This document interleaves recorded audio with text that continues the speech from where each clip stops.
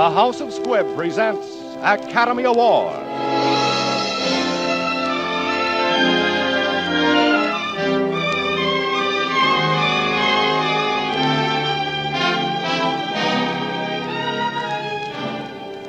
Every week, Squibb brings you Hollywood's finest. The great picture plays, the great actors and actresses. Techniques and skills chosen from the honor roll of those who have won or been nominated for the famous Golden Oscar of the Academy of Motion Picture Arts and Sciences.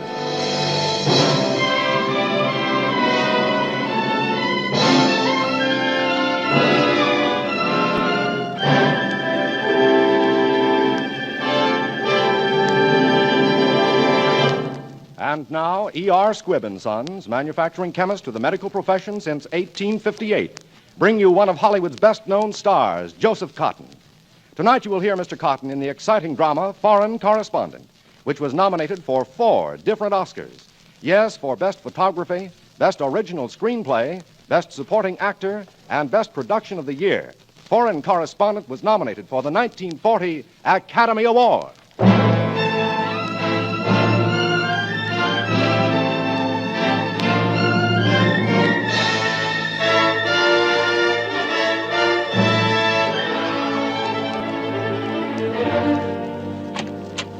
Well, come right in, Miss Green. Put on your glasses, sit down, and take an epic. No, Miss Green, this is not to be an editorial for the Sunday edition. This is to be some notes on my lurid past. You see, before I came here to Springfield and bought this paper and became a substantial citizen, I was a reporter, Miss Green. Johnny Jones, Foreign Correspondent.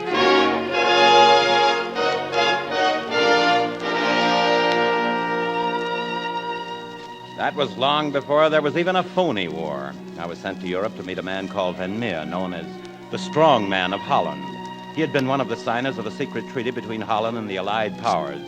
I was to get Van Meer to talk and to tell me what was in that treaty. My wife's maiden name is Carol Fisher. Her father was head of the Universal Peace Party. I met Carol over there and fell for her like a ton. When she went down to Amsterdam with her father, I went too. There was a conference there, and I intended to kill 2 birds with one stone. For Van Meer was to be the principal speaker.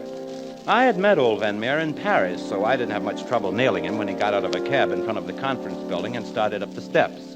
He didn't seem very happy to see me. Why, Mr. Van Meer, how are you? We somehow seem to lose each other, sir. Don't you remember me? I'm the American reporter from New York. Seemed anxious to get away from me. Seemed not to remember me. Just then a photographer jumped out in front of him. Hold it. Picture. The guy pointed his camera at this Van Meer, and Van Meer's eyes got very big. And then I saw the gun in the photographer's hand. It went off then.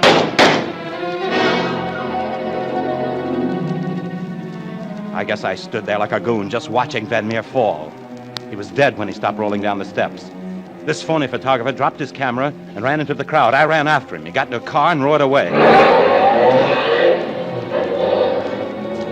I looked for a car, and just then my sweet Carol comes riding up in the Bentley with one of those big blonde Englishmen at the wheel. I jumped into the car, pushed Carol over, and yelled at the handsome brute. Follow that car, quick, hurry. Might as well humor him. Righto. What's the trouble? Chap shot someone? Van Meer assassinated. Eh? Looks like it. Sad show. Couldn't be worse from his point of view. There he goes around the corner. Don't lose sight of him. Oh, I thought that was him. No, there he is. No, we've lost him. Come on, faster, faster. Try and get around this car. That's good. There he goes. He's had the luck of the devil. We might get him here. Blow your horn, blow your horn! I say, old girl, mind shoving your knees out of the way? Makes driving difficult. Ah, that's better. Not at all. Anything I can do. Glad to help. Guess we're catching up on him. Shooting at us by Harry. Shattered the safety glass. Wonder whose make. Better hop into the back, old girl. Good chauffeur we've got, Miss Fisher. Very. You two know each other? Oh, I forgot. This is Scott Folliott, newspaper man, same as you, Johnny. Correspondent of London Post. Mr. Jones, Mr. Folliott. How do you do? Here we are, old chap. Out in the country and very desolate, if you ask me. Keep on his tail. He's around that curve behind the windmill. We'll have him then, old boy. Here we go. I say, the chap in his car disappeared. Vanished. He couldn't have. He has. Look at that. The sails on that windmill. Well, quite common over here in Holland, old boy. I could have sworn those sails were going against the wind just now. Why don't you lie down on the wet grass, old boy, and cool off? I'll cool off at the proper time, but first, would you do me a favor and go back and get the police? Police? What for? We shan't need the police. I've decided not to prosecute. You're going to bring the police back here because our man is in there. In where? In that windmill. What makes you think so? While I'm explaining, a lot of things can happen. Will you please take my word for it and get the police? I'd go myself if I spoke the language. What will you do? I'll stick around here and do some snooping. I hate to seem executive, but this is serious. Right you are, old boy. You shall have the police. Regiment of them.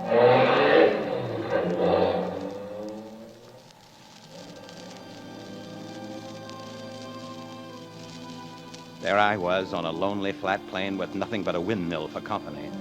Suddenly the mill stopped, and the sails reversed themselves against the wind.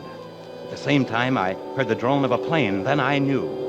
The reversed sails were a signal. The plane came into land. I crept up to the mill. There was a shed there, and in it the assassin's car. I went back and into the mill. Then I heard muffled voices. I crept around some more and found a wooden staircase. I went up. There was a door with a key in it. I heard someone coming after me. I pushed backwards into the room, closed the door. I was in the transmission room, the room with the wooden gears connected with the big sail outside. I stood there listening. Suddenly, I almost jumped out of my skin. A weak voice spoke. Come in, mister. I whirled around, and there, tied to a ring in the floor, was Van Meer, alive. I'm afraid you see me at a great disadvantage. I have just been given a drug of some sort. It affects the brain. They gave it to me when they moved me from. It's beginning now. I'm sorry. But I saw you shot just now outside the conference hall. I saw it. The man you saw shot was not I. He was a substitute who looked like me. But why? What? They want the world to think that I have been assassinated, to conceal the fact that I'm in their hands. Their hands? Well, who are they? I cannot explain. I am not certain. All that I can tell you is that they are going to take me somewhere by plane. Van Meer's head dropped, and I jumped for the cross beam above me, pulled myself up, and lay there near the big gear. The door opened, 4 men came in, picked up Van Meer, and took him away. When they had gone, when the plane had died away, I got out of there fast. I came back with the cops, and they thought I was nuts. There was no assassin's car, no assassin, no plane, and no Van Meer. I laughed it off and went over to London with a big news beat in my pocket. I wanted to see Carol's father and find out if he could help me. On a night boat, I made love to Carol.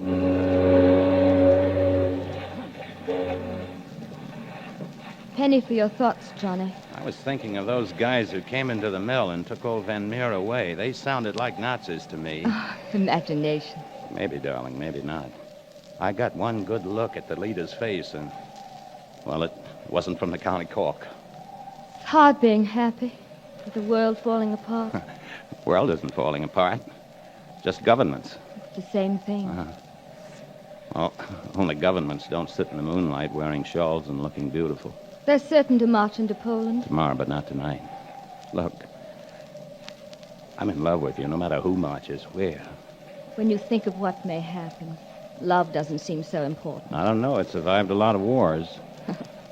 Now, will you forget the fate of Europe for a minute? I'm in love with you and want to marry you. I wonder what Father will say. About what, the fate of Europe? No, about our marriage. You did ask me, didn't you? Been pleading for hours. I think he will be pleased. I'm sure he will. Everybody will be pleased. England, America, and me too.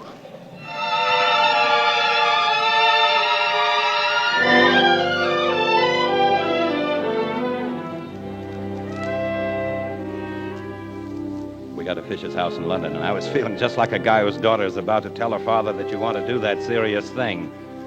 The butler opened the door, and there was my future father-in-law having breakfast with a man whose face was the face that led the guttural voices up to take Van Meer away from the mill. Carol, my dear, what a pleasant surprise. And you didn't even wire me. Father, I hope you don't mind us barging in like this. Johnny brought me over on a boat. Mr. Krug, how nice to see you again. Oh, but of course you hadn't met Mr. Jones. Mr. Krug. Mr. Krug is with an embassy here. I think I shall have to be getting along, Mr. Fisher. Shall we settle on the wording for the peace petition now, or leave it till later? Oh, we might as well clear it up now. You'll excuse us. Go right ahead, Mr. Krug, into my study. Father, could we have just a moment? It's terribly important. Why, certainly. I won't be long. Wait, Mr. Fisher. Get the police quick. Van Meer isn't dead. Van Meer isn't?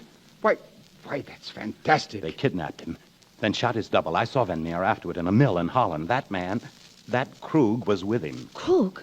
But that's ridiculous, Johnny. We've known him. I know, dear, but Mr. Jones says... I tell you, I spoke to Van Meer. He told me they were taking him somewhere by plane. They must have brought him here to England. I've always felt a little uneasy about Krug. Mr. Fisher. I'll keep him there. Coming, Mr. Krug. Be careful, Father.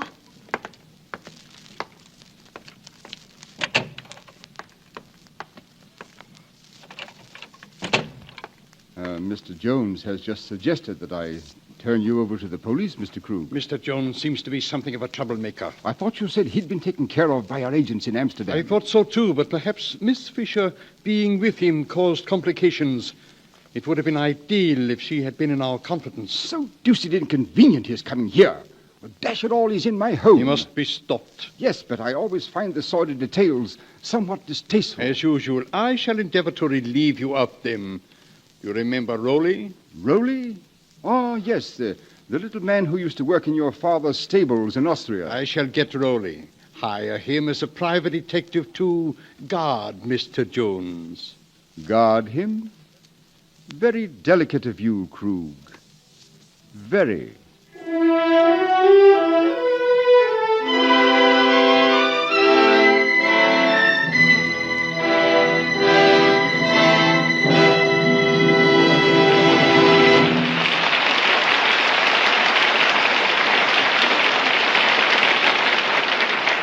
In just a moment, you will hear the second part of Academy Award. Delightful Squibb Dental Cream is a member of the great family of Squibb products that every member of your family will enjoy using every day. Youngsters and grown-ups alike find it so refreshing. Let it linger on your tongue for just an instant and note that spicy tang of mint. Fragrant, frosty, you can taste the refreshing difference when you use Squibb Dental Cream. Let its pleasantly brisk action wake up your whole mouth. Leave it tingling, alive. You can feel the refreshing difference when you use Squibb Dental Cream. And soon you'll see a refreshing difference in your smile. For the polishing agent in this quality dentifrice is one of the safest, softest, yet most effective known to dental science. So begin tomorrow to brush your teeth with Squibb Dental Cream. Then you'll enjoy all three ways a fine dentifrice can serve you. You'll taste, feel, and see the refreshing difference. Use Squibb Dental Cream.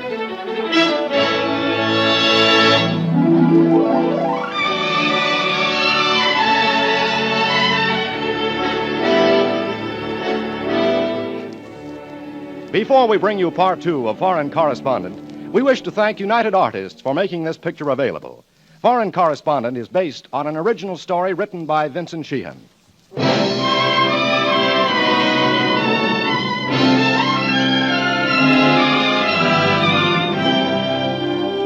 And now, the House of Squibb presents part two of Academy Award, starring Joseph Cotton in Foreign Correspondent.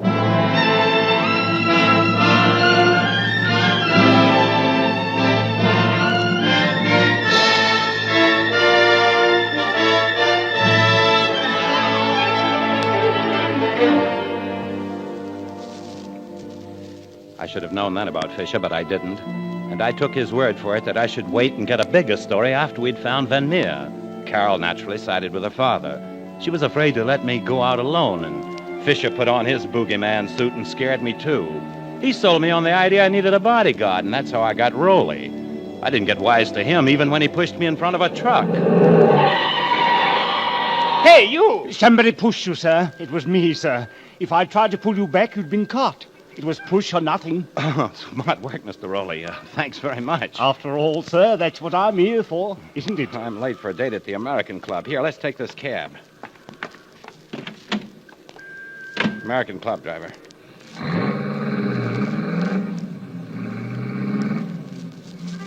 I'm not certain, sir, but I've an idea that two men have just got into another cab to follow us. Oh, I can't see any other cab. I'm not certain, sir, but I'm sure I saw them. We might give them the slip if we go the long way around. Better stop here, sir, and we'll change cabs. Okay, stop here, driver.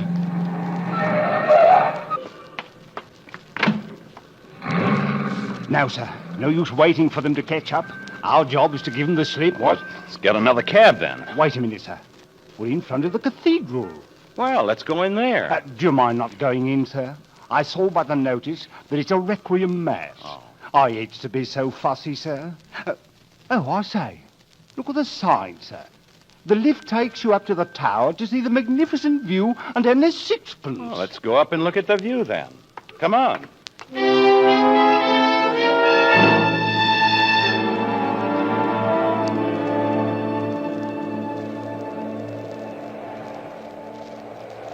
Say, this is pretty dangerous, this low railing, and some drop, too. Oh. You'd better be careful, sir. I was a bit scared when you leaned over just now. I was once with a chap on a bridge in Switzerland. He had a very nasty fall, killed him stone dead. Always made me a bit nervous since. Well, let's go down. I got a lunch date. Don't go down yet, sir. Oh, just a moment, sir. I believe that's the Horse Guards from Buckingham Palace approaching, sir. A rare and unusual sight. You're in a bit of luck, sir. Where? I can't see them. Straight down, sir. You'll have to lean over a bit, sir. Oh. See them, sir? Oh, yes, I see them now. Quite a sight, sir, eh? Quite a sight, sir. Here you go to join them, sir.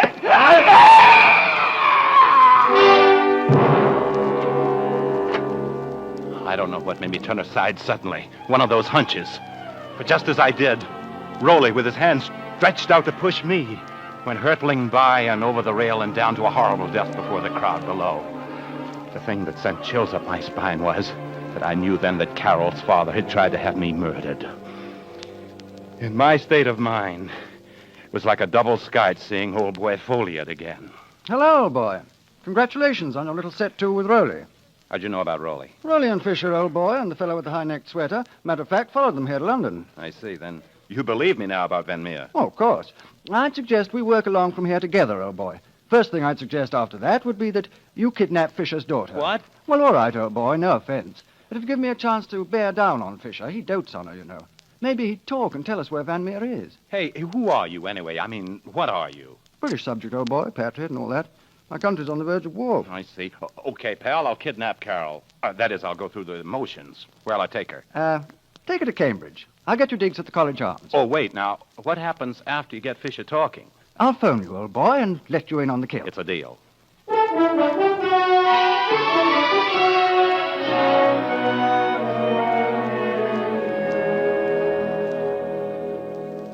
Johnny, what's the matter with you? Oh, nothing. I'm just relaxing here in the College Arms. You'd better be nice or I'll send you back to your own room without supper. Okay. Look, Carol, we got to talk. There's something hanging over our heads, and before it falls, I want you to know that no matter what happens, Johnny, what's wrong with you? What are you talking about? Wait. Hello? Oh, hello, old boy. This is me. Oh, yes, what happened? Fisher's gone. Our people found out where he went. Take this down. 242 Charlotte Street, Tottenham Court 242 Road. Charlotte Street, Tottenham Court I Road. think you better get there as fast as possible. I think that's where they have Van Meer, right? Check. What is it? Carol, I've got to go back to London fast. I want you to stay here till I come for you. Oh, no, you don't. I sense trouble, and I'm not letting you out of my sight. I'm not going to try and talk you out of it, but now remember this. No matter what happens, I love you, darling, with all my heart.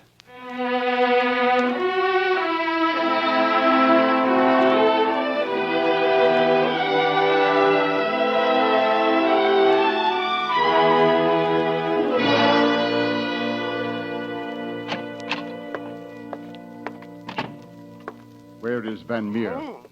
There he is.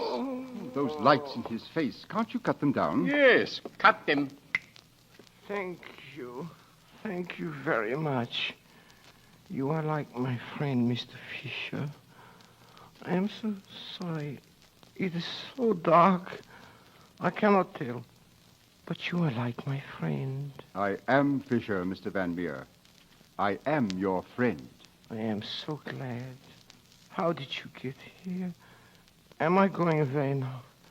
Thank you, Mr. Fisher. Thank you. Are the police here? They mustn't get away. You mustn't let these people go.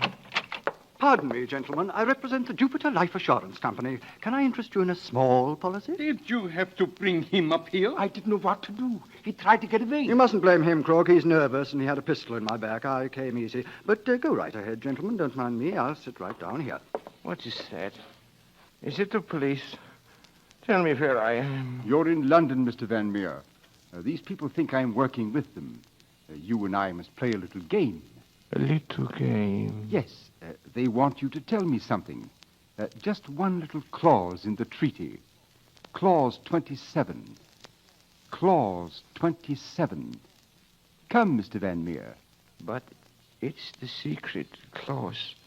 I know. Clause 27. But they mustn't know it. It would help them if they make war. War.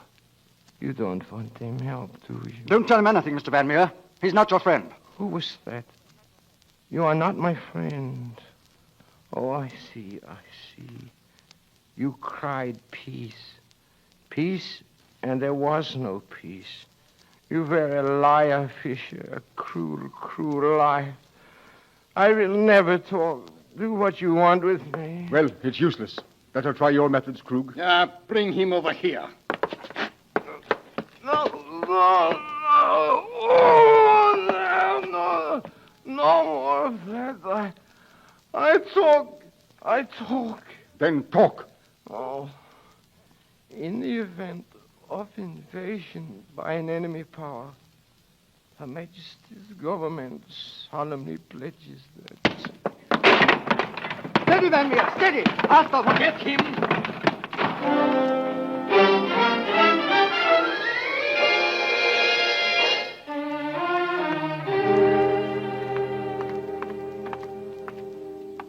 That's a number, but it's a restaurant. And Doc. Folliot wouldn't kid me. This must be the place. I say, sir, are you Mr. Jones? Why, yes, why? Mr. Folliot said we were to expect you, sir. We shall get a signal from Mr. Folliot any moment now, sir. Say, what is this? Who are you, and who is Folliot? Sorry, sir, but Mr. Folliot will explain. That is, if Mr. Folliot is still alive. There it is, sir, the signal. Stay here, Carol. No, my father is in there, too. I heard what Scott Folliot said to you on the phone. I'm coming. Come on, sir, we're closing in. Carol, you're not coming. Darling, I love you, but I've got to do this. Right into my arms, sir. I had to do it. Had to sock a holder. I'm going in.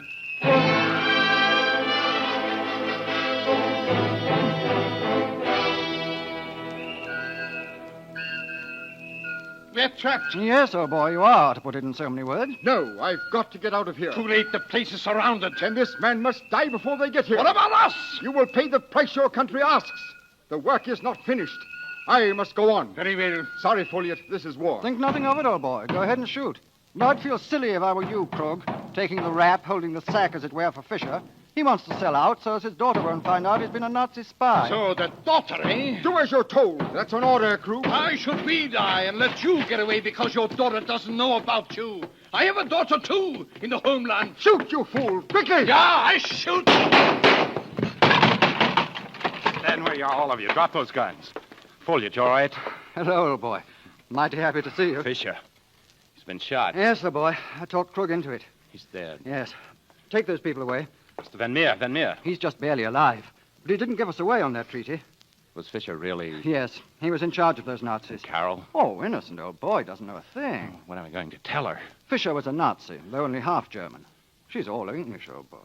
You could tell her her father came here to talk to Van Meer and was trapped. Is that true? Well, yes, old boy.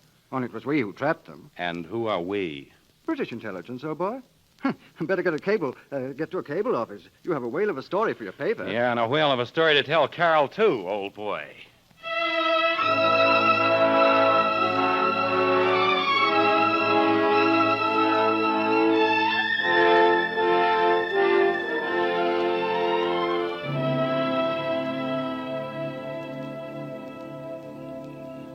So, darling, your father must have found out that they were keeping Van Meer a prisoner there and torturing and trying to get him to tell what was in the secret treaty. Your father went there, and Krug killed him before we could break down the door. Goodbye, Johnny. I love you. I shall always love you. Now, goodbye. What are you talking about? Goodbye.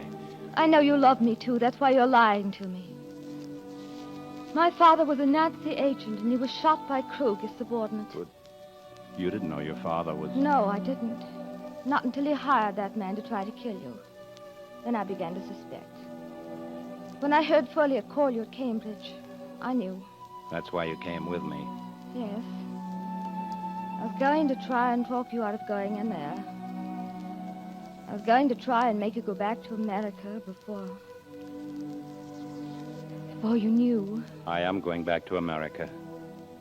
Oh. Oh, yes, of course. I'm going back with my wife. Johnny. Carol, my darling, you couldn't possibly help what your father was or did. Now, come on. I've got the tickets, and we'll start all over again back in America. No, Johnny, no. Killing is just beginning. England is at war tonight, and I'm going to stay and help make up to her some of the things my father did against her. After the war, if we're still alive, my darling, come back to England and ask me again to be your wife. I see. I guess I see. All right, darling. I'll be getting along on my boat. Until tomorrow, Johnny. Whenever that will be. Yes, darling. Until... whenever that'll be.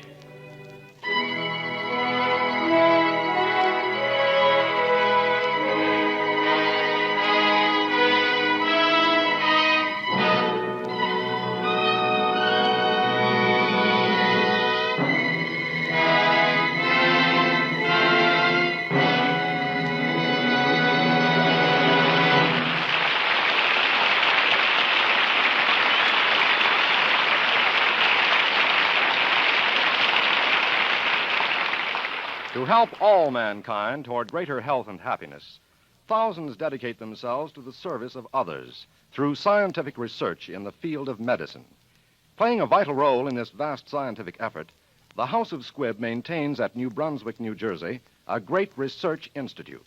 Separate and distinct from the business activities of Squibb, the Squibb Institute for Medical Research carries on investigations in the same spirit and in the same manner as the laboratories of universities, foundations, and endowments all over the world.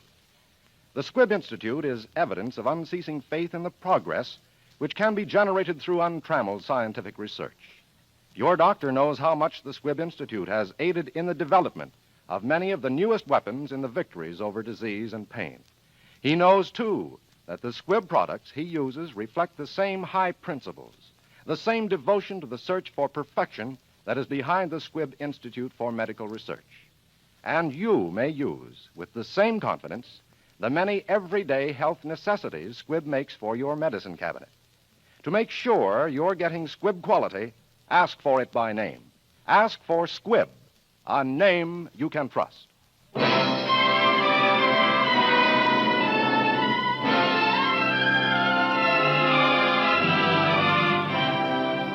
Next Wednesday, another great picture. The House of Squibb will present Academy Award, starring Olivia de Havilland and Jean-Pierre Aumont in Hold Back the Dawn.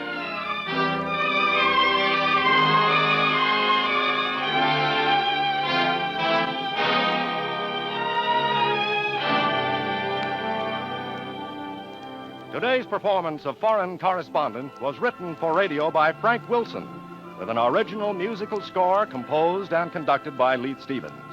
Our producer-director is Dee Engelbach. We wish to thank Mr. Joseph Cotton for his splendid performance tonight. Joel McCrae, who was previously announced, was unable to be with us because of last-minute changes in his motion picture production schedule. Mr. Cotton appeared through the courtesy of David O. Selznick and may soon be seen in Mr. Selznick's Technicolor production, Duel in the Sun. This is Hugh Brundage bidding you good night until next Wednesday at the same time, when you're invited to listen again to Academy Award, presented by the House of Squibb, a name you can trust. This is CBS, the Columbia Broadcasting System.